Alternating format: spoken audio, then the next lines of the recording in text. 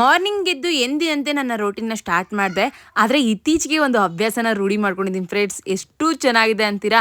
ಈ ಥರ ಮಾಡಿದ್ರೆ ಎಲ್ಲ ಹೆಣ್ಮಕ್ಳು ಪ್ರಾಡಕ್ಟಿವಿಟಿ ಡೆಫಿನೆಟ್ಲಿ ಜಾಸ್ತಿ ಆಗುತ್ತೆ. ಇನ್ನು ನಾನು ಹೆಂಗೆ ಬೆಳಗ್ಗೆ ಎದ್ದ ತಕ್ಷಣ ನನ್ನ ಕೆಲಸ ಸ್ಟಾರ್ಟ್ ಮಾಡ್ಕೊತೀನೋ ಹಾಗೆ ಜಯಂತ್ ಕೂಡ ಅವ್ರವ್ರಿಗೆ ಏನೇನು ಬೇಕು ಪ್ರತಿಯೊಂದನ್ನು ಕೂಡ ರೆಡಿ ಮಾಡ್ಕೊತಾ ಇರ್ತಾರೆ. ಈರುಳ್ಳಿ ಹೆಚ್ಚೋದಕ್ಕೆ ಕಷ್ಟಪಡೋದು ಬೇಡ, ಚಾಪರ್ ಇದೆ, ಇದರಲ್ಲಿ ಈಸಿಯಾಗಿ ಕಟ್ ಮಾಡ್ಬೋದು ಅಂತೇಳಿ ಅದನ್ನು ಹೆಂಗೆ ಯೂಸ್ ಮಾಡಬೇಕಂತ ತೋರಿಸ್ಕೊಟ್ಟು ಇನ್ನು ಬೆಳಗಿನ ತಿಂಡಿಗೆ ಇವತ್ತು ಇಡ್ಲಿ ರೆಡಿ ಮಾಡ್ತಾ ಇದ್ದೀನಿ. ಸೊ ಅದ್ರ ಜೊತೆಲಿ ಸಿಂಪಲ್ ಆಗಿ ಚಟ್ನಿ ಕೂಡ ರೆಡಿ ಮಾಡ್ತಾ ಇದ್ದೀನಿ, ಖಾರ ಕಡಿಮೆ ಹಾಕಿ, ಬಿಕಾಸ್ ಮಿಟ್ಟು ಖಾರ ತಿನ್ನಲ್ಲ. ಇಡ್ಲಿ ರೆಡಿ ಆಗೋದ್ರೊಳಗಡೆ ಜಯಂತ್ ಕೂಡ ಬಂದು ಅಂಬ್ಲಿ ಎಲ್ಲ ರೆಡಿ ಮಾಡ್ಕೊಂಡ್ರು. ಇನ್ನು ಪಾತ್ರೆ ಎಲ್ಲ ತೊಳೆದು ನಾನಿಲ್ಲಿ ಮಸಾಲೆ ಮಜ್ಜಿಗೆ ರೆಡಿ ಮಾಡೋದ್ರೊಳಗಡೆ ಜಯಂತ್ ಹೋಗಿ ಫ್ರೆಶ್ ಅಪ್ ಆಗಿ ಅವ್ರ ಕೆಲ್ಸಕ್ಕೆ ಅವ್ರು ಹೊರಟ್ರು. ಇನ್ನು ನಾನು ರೆಡಿ ಆಗಿ ನನ್ನ ಕೆಲ್ಸಕ್ಕೆ ಬಂದೆ. ಅಪ್ಪನ ಜೊತೆ ಒಂದು ಶೂಟ್ ಇತ್ತು, ಫಸ್ಟ್ ಟೈಮ್ ಮಾಡಿದ್ದು.